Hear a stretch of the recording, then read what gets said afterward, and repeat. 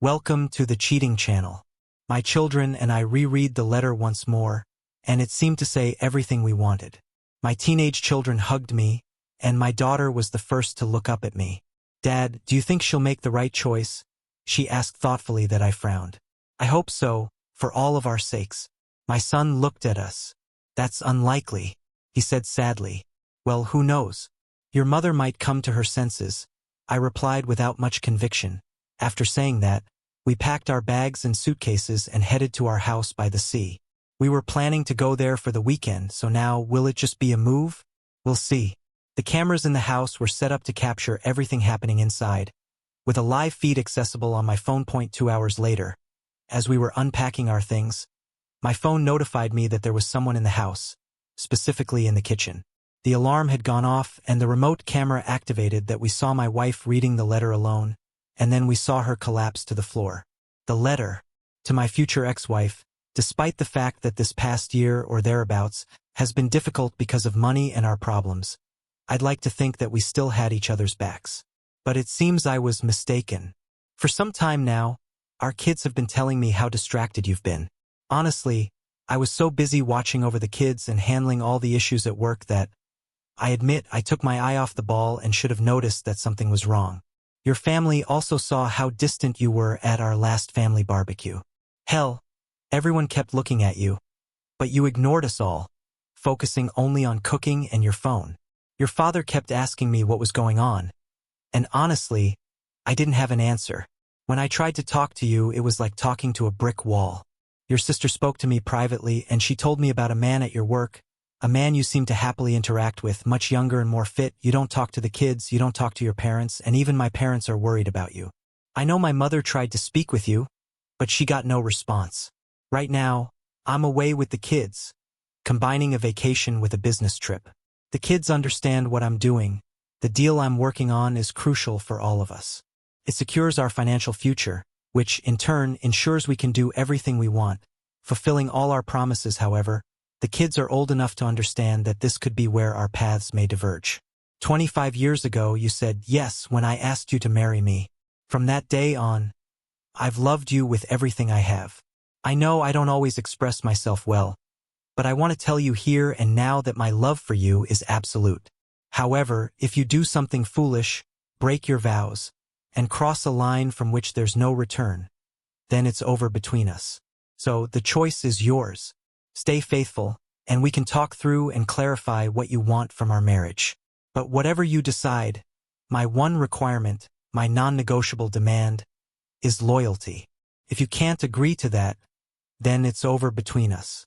I've already prepared the papers. Everything depends on your choice.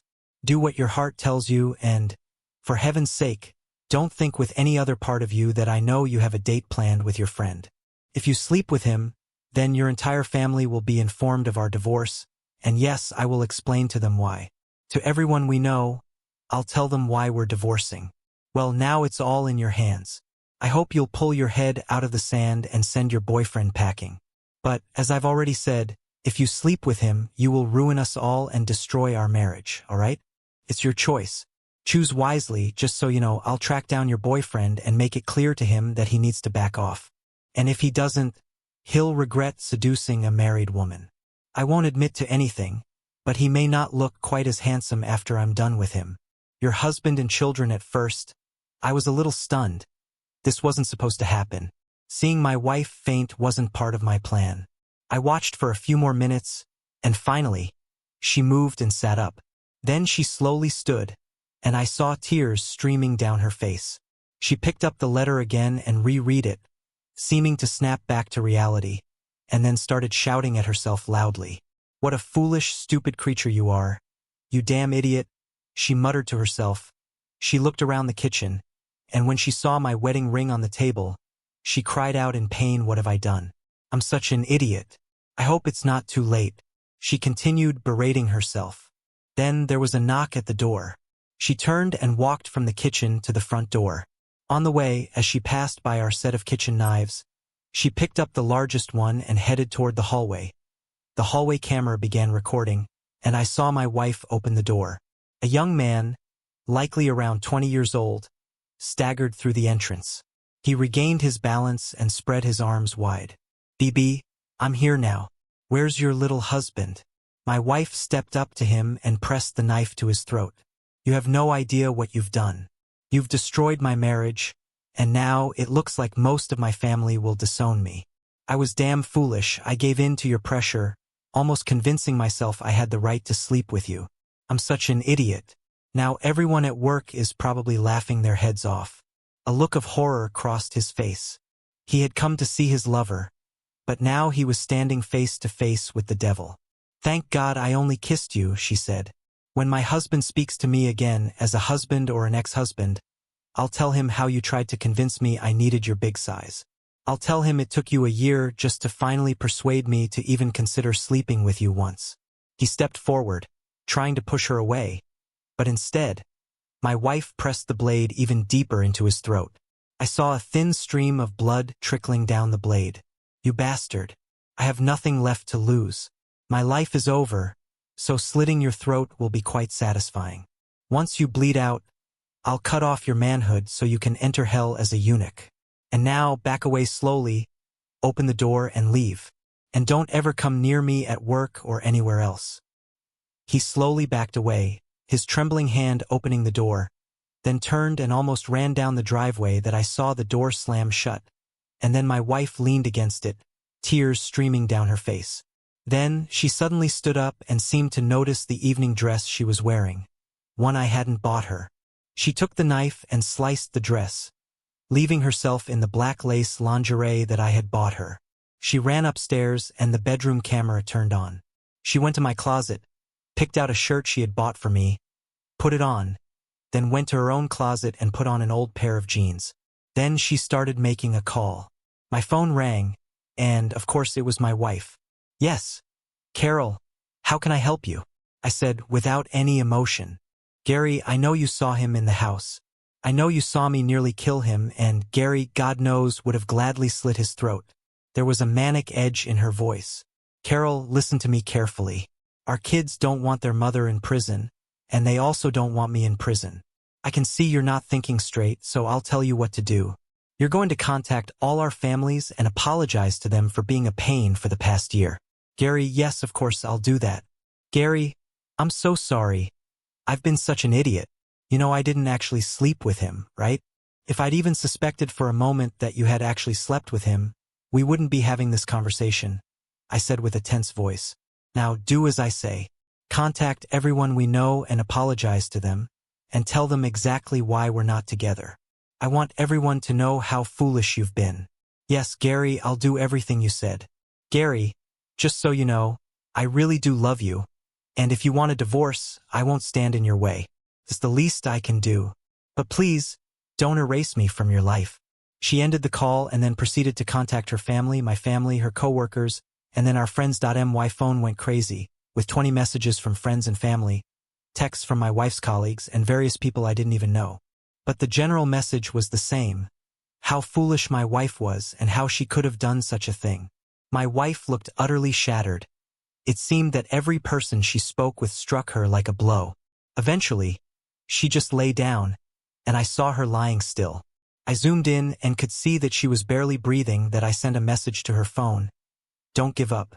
Take care of yourself, and when you're rested, pack a bag and come here. We need to talk. At the same time, I sent a message to a friend from Eastern Europe. He was a bit rough around the edges but very loyal, and he had connections in the darker parts of society. The message read, yes, make him disappear.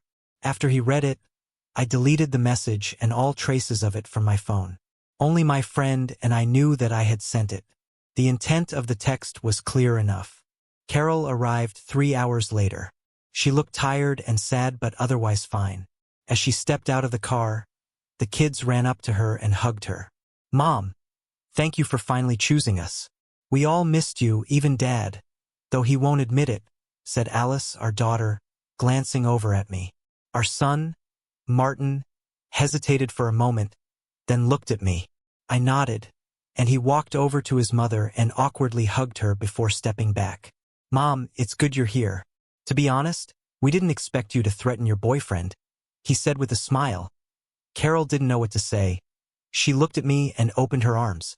I hesitated for a moment and saw the hurt on her face. Dad, you're not going to catch an STD just by hugging, Alice said with a smile. Of course, she was right. I stepped forward and hugged my wife, maybe for the last time, and she clung to me, repeating, "I'm so sorry. Forgive me," over and over. Eventually, we let each other go. Martin picked up Carol's suitcase and turned to me. "Dad, which room?" "In the guest room." "I'm sorry, Carol, but I can't be with you right now." "Knowing you were with that jerk," I said, trying to stay calm. "Gary, I know you don't trust me, but I never had sex with him," she said sincerely. "I want to believe you, but for the past year you haven't really been with me. Mentally, you left all of us, our friends and family, behind. So until you show me a clean bill of health, you're staying in the guest room.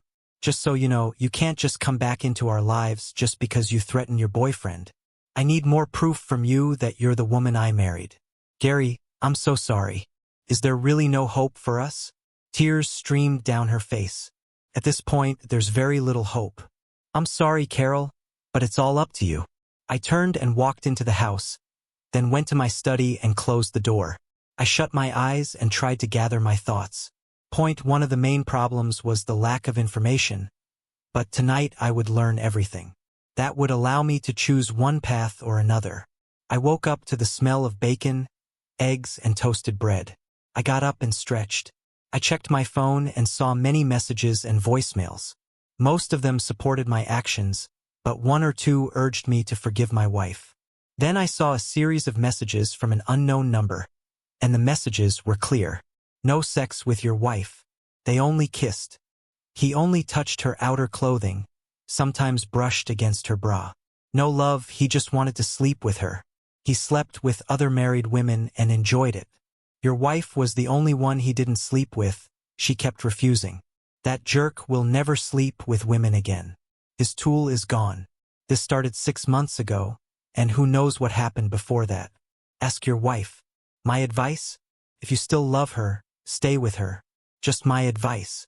I'll keep an eye on her for 6 months, and then I'll stop. Good luck." I carefully read the messages and replied, "Thank you, good job." With my phone in my pocket, I walked into the kitchen, where my wife and kids were watching me. "Carol, we need to talk. This has been a long time coming. I should have sat you down and yelled at you a year ago, but now it's easy to talk. Isn't it?" Hope and fear reflected on her face through her tears. "Carol, I'm giving you a free get-out-of-jail card, but you need to earn it. You will be the best daughter to your parents, the best daughter-in-law to my parents, the best friend to our mutual friends, and you will work hard at your job. And last but not least, you will be the best mother to our children. You will be the one to take them to soccer practice, drive them to parties, and support them in difficult situations. In short, you will make up for all the crap we've been through this past year because of your emotional affair with that jerk. By the way, don't worry about him, he's no longer your concern." Carol looked shocked for a moment. "Gary, I don't know what to say. I was truly foolish. I followed bad advice and was lied to. I'm also obviously very trusting. But if you give me a chance, I will prove to you and everyone else that I'm not a lost cause." She stood up, hugged me, and then stepped back. "I love you, Gary. I always have and always will, and I will show you my love until the day I die." Martin coughed. "Dad, take Mom upstairs and show her who's in charge around here." "My girlfriend likes it when I take control," he said, laughing. That I grabbed my wife by the hand and pulled her upstairs. I took control of the situation and really showed her who was in charge. But I wore protection. Yes, I had sex with her for several hours. By the end, she could hardly walk or talk, but she had the whitest smile I had seen in years. 2 weeks went by, and Carol continued to show everyone, my family, her coworkers, our kids, and especially me, that she was worthy of forgiveness. As for me, essentially, I romantically love her every night and almost every morning before I leave for work. We go to restaurants and bars. She dresses well but never acts inappropriately. She rejects any male attention, her phone is always on, her tracker is always active, and she tells me where she's going, even if she's with family or mutual friends that we meet as couples or families. She never goes out alone. It's her choice, not mine. She gives herself to me the way I like. But I'm not cruel and I only have sex with her if she wants it and participates. And the doctor who checked her for STDs really asked about her sex life and other lovers. I was there when she grabbed my hand and said, "This is my husband and my lover. No one else will ever compare to this man. He is my life." I almost threw him out, and now, until I die of old age, all of my body belongs to him and only him. The doctor just smiled and shook my hand. Yes, we did have unprotected sex that night. It's so much more enjoyable. And yes, Carol's potential boyfriend disappeared. No one was really looking for him. Apparently, several husbands divorced their wives because of him.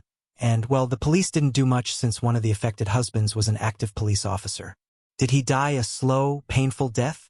No, he didn't die. He is disfigured and powerless, avoided wherever he goes. And his life is a living hell. Do I trust Carol? Hell no. Do I love her? Yes. Does she make up for the fact that she was a terrible person for a year? Damn right, yes. Life in our home is never boring now. Our kids are growing up quickly, and they have their own partners, but they still hang out with us. So, in the end, justice has prevailed.